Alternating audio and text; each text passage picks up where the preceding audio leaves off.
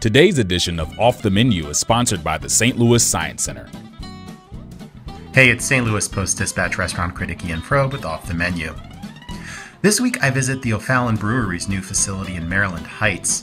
Now, O'Fallon has been around for 15 years. It's one of the biggest craft breweries in the area in terms of production, but it's never had its own brew pub.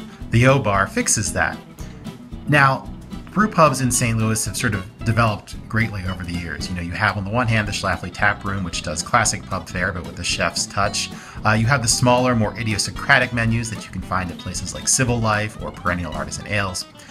Here, the O-Bar at O'Fallon Brewery takes a very generic approach. It's burgers, pizza, sandwiches. Now, I could quibble about taking such a generic approach compared to the places I've already mentioned, but just taking it on its own terms, the O-Bar doesn't quite execute its own fare very well. You see here a picture of the burger. This is the best thing I had at the O-Bar. The menu mentions that it's from cattle that have been fed spent grains from the brewing process at O'Fallon. Does this make a difference in the flavor? I couldn't really tell. But it was just a good, juicy burger. Exactly the kind of thing you want to eat when you're having a beer. A lot of the menu, though, just didn't quite work. Sometimes it was a matter of just the kitchen not cooking it well. The shrimp you see here look a lot better than what I was served.